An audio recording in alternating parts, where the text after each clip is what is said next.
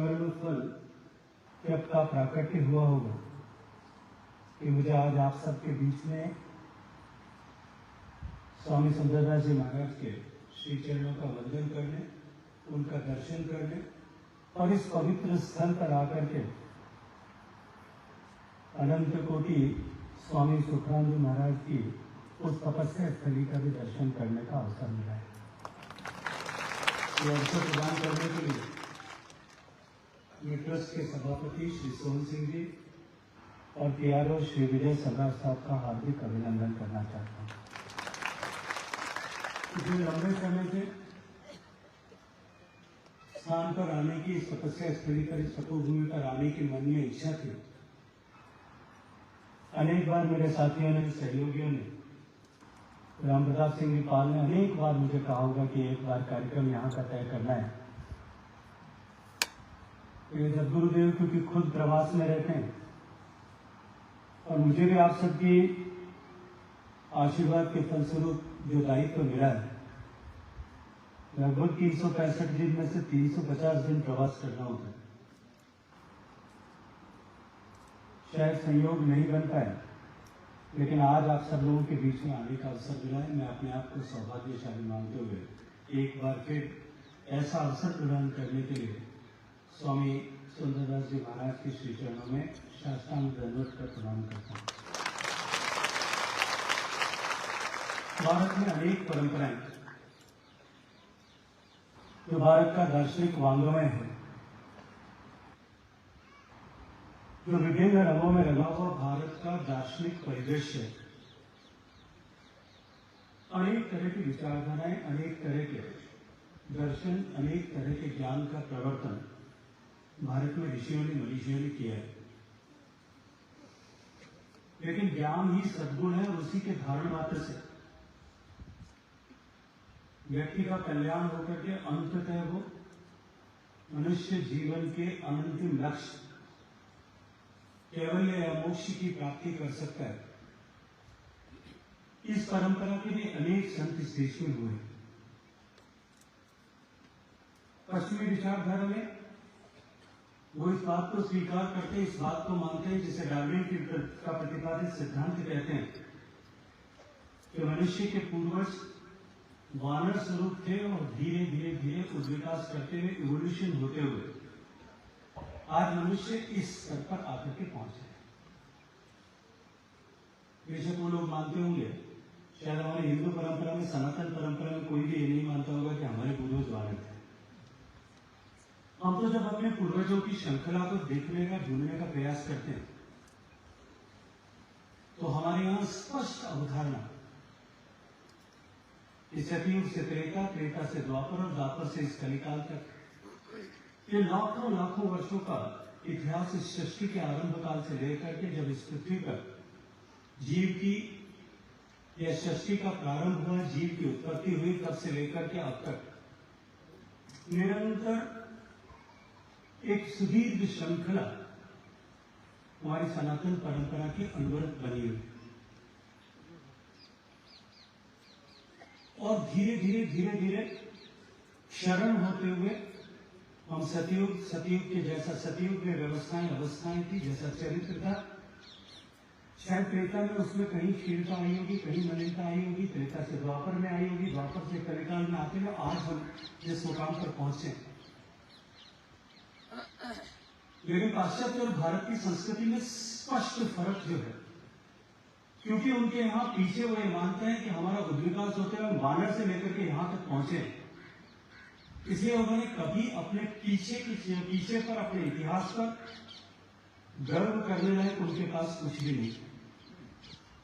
नित्य नया नूतन खोजना और जो नया है उसी की सराहना करना, जो नया है, नया ज्ञान है, नया सोच है, केवल उसी की अभिशंसा करना, इस तरह का विधान और परंपरा वहां है। क्योंकि हमारे यहाँ एक सुदीर्घ परंपरा लाखों वर्षों से स्थापित है और ऋषियों ने, मनीषियों ने आदिकाल से लेकर के आज तक मनुष्य के जीवन के अंतिम लक्ष्य के रूप में वापस उसी स्थान को प्राप्त करना, उसी जगह को प्राप्त करना, या और स्पष्ट शब्दों में कहा जाए तो अंततः मनुष्य जीवन का लक्ष्य कैवल्य या मोक्ष की प्राप्ति कर परम तत्व में विलीन हो जाना, इसकी स्पष्ट अवधारणा की गई। अतः हमारे लिए सामने एक आदर्श खड़ा है, जिस आदर्श तक पहुंचने के लिए देश में अनेक लोगों ने जो है वो तपस्या की, साधना की। अनेक तरह के सिद्धांत, अनेक तरह के मार्ग प्रतिपादित किए गए। निर्गुण सगुण सभी तरह के विचारधाराओं को प्रतिपादित किए गए, लेकिन अंततः जो लक्ष्य था वो सभी परंपराओं का, सभी साधनाओं का मार्ग एक ही स्थान पर लेकर के जाता है कि हम अंततः ईश्वर तत्व में एक के साथ एकाकार हो जाएं। केवली परंपराओं के देश में अनेक संत हुए। राजस्थान के दरियाव जी महाराज से लेकर के उत्तर प्रदेश में कबीरदास जी महाराज, महाराष्ट्र में नामदेव जी, राजस्थान में जादू, और उसी परंपरा में पंजाब की धरती पर नानक देव जी, ऐसे अनेक अनेक संत, पिताजी से लेकर के ऐसे अनेक संत जिन्होंने ज्ञान को सद्गुण माना। और ज्ञान क्या है कि आत्म प्रकाश जीवन में हो, इसे भी सद्गुण और अंतिम लक्ष्य मान करके ज्ञान की प्राप्ति की अवधारणा करें, हम मोक्ष के लिए उस मार्ग पर आगे बढ़े। स्वामी सुखरामदास जी महाराज ने भी इसी परंपरा का प्रवर्तन करते हुए इस पीठ को प्रारंभ किया। आज देश में लाखों लाखों लोग उसी परंपरा पर आगे बढ़ते हुए स्वामी सुंदरदास जी महाराज के श्री चरणों में अपनी आस्था और भक्ति का भाव रखकर अपने जीवन के कल्याण के लिए काम करें। तो जैसा कि महाराज जी ने अपने श्रीमुख से फरमाया कि ज्ञान से पहले मानव कल्याण या जीव मात्र का कल्याण, इस दृष्टि से हम सबको अपने जीवन में काम करने की आवश्यकता है। अनेक जनप्रतिनिधिगण यहाँ मौजूद हैं और समाज के हम सभी लोग यहाँ बैठे हैं। इस देश में आजादी से पहले और आजादी के बाद में बार बार इन विषयों पर, मूलभूत आवश्यकताओं पर चर्चा की गई होगी, बातचीत की गई होगी, लेकिन संपूर्ण रूप से सामान्य मानवीय के जीवन में परिवर्तन लाने और उसे इस मूलभूत आवश्यकताओं के कुचक्र से मुक्त कराने के लिए वर्तमान की सरकार ने, जो नरेंद्र मोदी जी के नेतृत्व में काम करके प्रभावकारी काम पूरे देश भर में किया है। देश के हर गरीब को घर मिले, सामान्य सुविधाएं उसे मिले और उन सबसे आगे बढ़कर के उसके घर माता की बहन को पीने का पानी लाने के अभिशाप से मुक्ति मिले। सदैव प्रधानमंत्री जी के नेतृत्व में सरकार आज इस दिशा में काम कर रही है।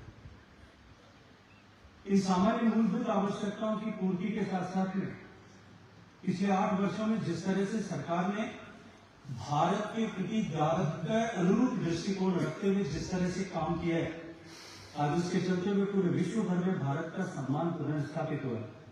न केवल भारत का सम्मान पुनर्स्थापित हुआ, अभी तो भारतीयता का भी सम्मान पूरे विश्व भर में बढ़ा है। और भारतीयता के सम्मान के साथ साथ में हम 130 करोड़ भारतीय सौभाग्यशाली हैं कि आज भारतीयों का भी सम्मान पूरे विश्व भर में वापस पुनः प्रतिस्थापित होने में सफलता प्राप्त हुई है। आज विश्व भर में जिस तरह से भारत का सम्मान बढ़ा, दुनिया का कोई भी प्लेटफॉर्म, दुनिया का कोई भी मंच ऐसा नहीं हो सकता जहां भारत को इग्नोर किया जा सके। आज भारत की का स्तर और भारत की प्रतिष्ठा इस स्तर तक ऊपर उठी है।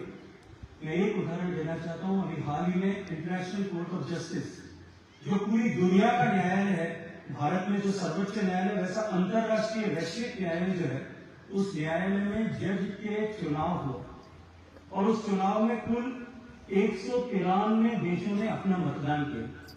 भारत के सामने भारत के प्रतिनिधि के रूप में जस्टिस रणवीर भंडारी, जो अपने जोधपुर के लिए वो चुनाव लड़ रहे, और सामने इंग्लैंड के क्रिस्टोफर नील, वो चुनाव लड़ रहे। स्वामी जी, जिस ऐसे महत्वपूर्ण चुनाव में भारत को 193 में से 183 देशों ने भारत का समर्थन किया। और ये केवल एक घटना नहीं, समय जहां भारत का सम्मान पूरे विश्व भर में निश्चित रूप से कई गुना अभिवृद्धि उसमें हुई। आज रूस और यूक्रेन के बीच में जिस तरह का युद्ध चल रहा है, पूरी दुनिया ये मानती है कि शायद कहीं ये परमाणु युद्ध के रास्ते से होते हुए विश्व युद्ध के रास्ते के अंजाम तक पहुंच सकता है। लेकिन मानवता के सामने बने हुए इस खतरे को लेकर के पूरे विश्व के नेतृत्व की दृष्टि यदि किसी एक तरफ है, वो भारत और भारत के प्रधानमंत्री की तरफ है कि वो ही एकमात्र व्यक्ति है जो इस युद्ध को, या भारत एकमात्र देश है जो इस युद्ध के बीच में मध्य मार्ग निकाल करके इस युद्ध को समाप्त कर सकते हैं। निश्चित रूप से भारत का सम्मान बढ़ा और भारत का सम्मान बढ़ा, इसी का परिणाम है कि हम 130 करोड़ भारतीयों के जितने भी वंशज भारतवासी आज दुनिया के किसी भी कोने में किसी भी देश में रह रहे होंगे, निश्चित ही आज उनके सम्मान में भी एक कई गुणात्मक अभिवृद्धि हुई है। आज विश्व में भारत का कोई भी व्यक्ति जो पहले अपने आप को भारतीय के रूप में ऐसा परिचय देने में भी संकोच का अनुभव करता था, आज सम्मान के साथ में अपने आप को न केवल भारतीय हूं ऐसा बताता है। अभी तो जब कभी भी वो अपने आप को भारतीय के रूप में परिचय देता है तो पूरे विश्व का चाहे कोई भी देश हो, किसी भी समाज के लोग रहते हो, किसी भी विचारधारा के लोग रहते हो, वो सम्मान और श्रद्धा के साथ में एक आंखों में चमक लेकर के उसका स्वागत और अभिनंदन करते हैं। हम भारतीयों का सम्मान तो बढ़ा, भारत का सम्मान बढ़ा, लेकिन भारतीयता का सम्मान भी निश्चित रूप से बढ़ा है। भारत से निकले हुए ज्ञान चाहे वो बीच में थोड़ा सा इंटरसेप्ट करेंगे, आपको बीच में आप थोड़ा सा इंटरसेप्ट करेंगे, बुरा नहीं माने। देखिए, वास्तविकता को आप नजरअंदाज नहीं कर सकते।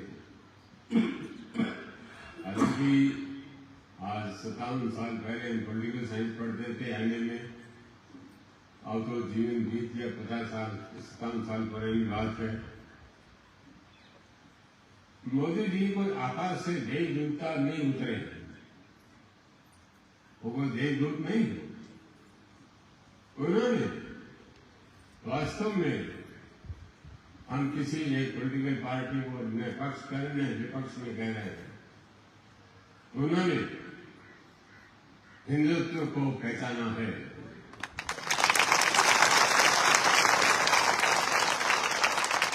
क्या हम गलत कह रहे हैं? ये बिल्कुल ठीक है। उन्होंने हिंदुत्व को, हिंदुस्तान की संस्कृति को, इतनी जो महान संस्कृति थी, उन्होंने इसको पहचाना है और इसको उन्होंने दुनिया के आगे रखा है कि भारतीय संस्कृति सभ्यता क्या है। उन्होंने इसको एक्सप्लोर किया है, इसीलिए आज हिंदुत्व की छवि को, संस्कृति को, सभ्यता को उन्होंने परखा और जो विश्व के आगे उन्होंने रखा है। इसीलिए आज जो आप कह रहे हैं वो 100% सत्य है।